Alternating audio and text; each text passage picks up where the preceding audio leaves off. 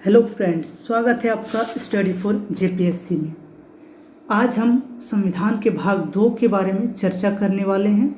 इसमें नागरिकता से संबंधित प्रावधान दिए गए हैं अनुच्छेद 5 से लेकर 11 तक। इससे पहले जो वीडियो था उसमें हमने सबसे पहले प्रस्तावना के बारे में चर्चा किया था, उसके बाद संविधान के भाग 1 के बारे में चर्चा किए थे जिसमें संघ एवं उसके राज्य क्षेत्र के बारे में प्रावधान दिए गए थे।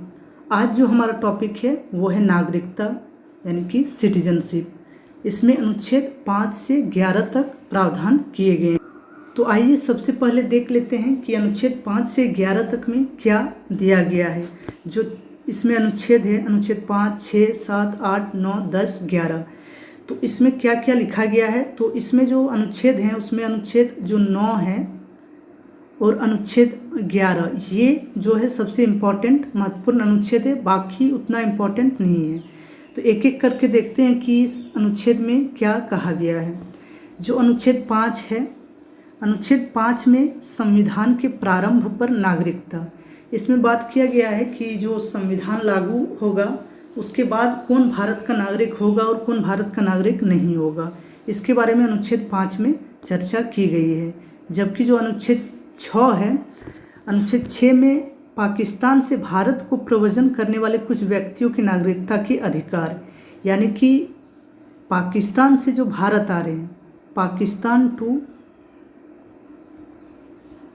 इंडिया, जो पाकिस्तान से इंडिया आएंगे उनके संदर्भ में नागरिकता के क्या प्रावधान होंगे वो अनुच्छेद 6 में दिया गया है। यानी कि जो संविधान, ये मुख्य रूप से संविधान लागू होने के टाइम 1947-48 की बात करता है कि पाकिस्तान से जब भारत आएंगे तो उनके लिए नागरिकता के संबंध में क्या प्रावधान होगा।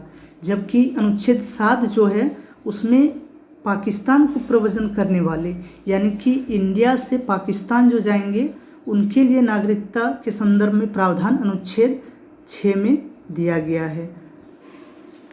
अब जो अनुच्छेद 6-7 हो गया, अनुच्छेद 7 में पाकिस्तान से भारत आने वाले अनुच्छेद 6 में, जबकि अनुच्छेद 7 में भारत से पाकिस्तान जाने वाले लोगों के लिए नागरिकता के संदर्भ में प्रावधान दिए गए हैं।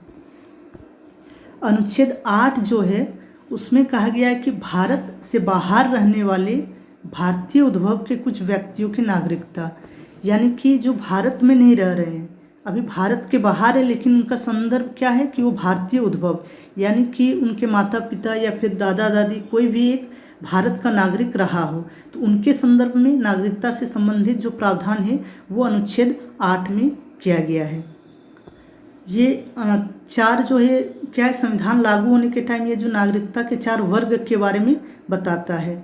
अब अनुच्छेद 9 जो है इसमें क्या लिखा गया है कि विदेशी राज्य की नागरिकता स्वेच्छा से अर्जित करने वाले व्यक्तियों का नागरिक न होना, यानी कि कोई अगर विदेशी राज्य की नागरिकता प्राप्त करता है, कोई भारतीय नागरिक स्वेच्छा से किसी अन्य देश का नागरिक बन जाता है तो वो भारत का नागरिक नहीं रहता है। और इसका कारण ये है कि भारत में एकल नागरिकता का प्रावधान है, यानी कि भारत में केवल एक देश की ही नागरिकता मिल सकती है, चाहे वो भारत का नागरिक होगा या फिर अन्य देश का। अगर वो अन्य देश का नागरिक बनता है तो उसकी भारत की नागरिकता समाप्त हो जाती है। जबकि अनुच्छेद 10 में नागरिकों के अधिकारों का बना रहना, यानी कि नागरिक को क्या क्या अधिकार मिलेंगे वो इसके बारे में अनुच्छेद 10 में चर्चा की गई है। और इसमें जो सबसे महत्वपूर्ण है अनुच्छेद 11, ये बहुत ही इम्पोर्टेंट है। इसमें लिखा गया है कि जो संसद द्वारा नागरिकता के अधिकार का विधि द्वारा विनियमन किया जाना, यानी कि नागरिकता जैसे प्रावधान संविधान में दिए गए हैं लेकिन नागरिकता के संदर्भ में विधि बनाने की शक्ति जो है वो संसद को दी गई है। संसद को नागरिकता के संदर्भ में कानून बनाने का अधिकार है और इसी के अनुरूप जैसा कि संविधान में संसद द्वारा 1955 में नागरिकता अधिनियम का निर्माण किया गया है। आइए अब देखते हैं कि भारत में नागरिकता का स्वरूप क्या है। भारत में नागरिकता जो है वो एकल नागरिकता का प्रावधान किया गया है संविधान में। एकल नागरिकता का मतलब है कि भारत में केवल संघ की नागरिकता प्रदान की गई है, यानी कि कोई व्यक्ति केवल संघ का नागरिक हो सकता है, वह राज्य का नागरिक नहीं होता है। लेकिन इसके विपरीत जो तक का मतलब है कि वहाँ पर राज्य और संघ की अलग अलग नागरिकता प्राप्त है। राज्य और संघ का अलग अलग नागरिक होता है व्यक्ति दोहरी नागरिकता में, जबकि भारत में केवल संघ की नागरिकता प्राप्त है व्यक्ति को। और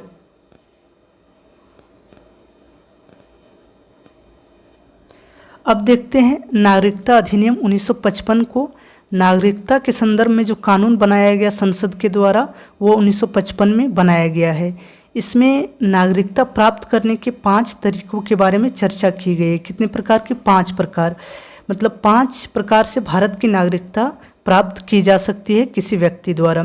जिस सबसे पहले इसमें है बाय बर्थ, जन्म के द्वारा कोई भारत का नागरिक हो सकता है। दूसरा है वंशानुगत। तीसरा है पंजीकरण के द्वारा। पंजीकरण के द्वारा नागरिकता प्राप्त किया जा सकता है। कौन व्यक्ति पंजीकरण के द्वारा? जो भारतीय मूल के व्यक्ति हैं और वो 7 वर्ष तक अगर भारत में निवास करते हैं तो वो नागरिकता के संदर्भ में आवेदन कर सकते हैं। उसके बाद है देशीयकरण के द्वारा नागरिकता, बाय नेचुरलाइजेशन। इसके अंतर्गत भी जो विदेशी नागरिक हैं वो नागरिकता के संदर्भ में आवेदन कर सकते हैं भारत का नागरिक बनने के लिए।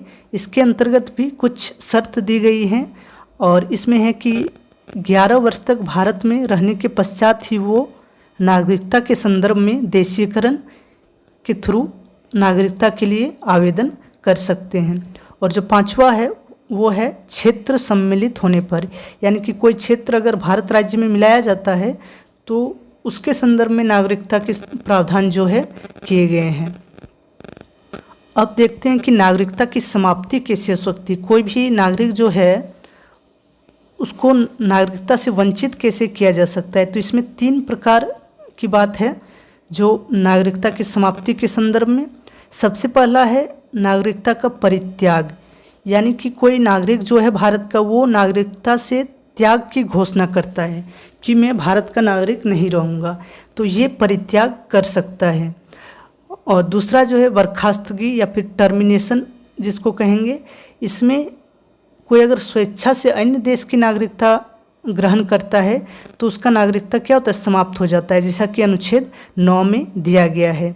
जबकि केंद्र सरकार को अधिकार दिया गया है कि किसी व्यक्ति को, किसी नागरिक को नागरिकता से वंचित किया जा सकता है, यानी कि केंद्र सरकार नागरिकता देती है तो नागरिकता छीनने का भी अधिकार केंद्र सरकार के पास है। लेकिन जो वंचित किए जाने का जो बात है, ये जन्म से जो भारत का नागरिक है उसको नागरिकता से कभी भी वंचित नहीं किया जा सकता है।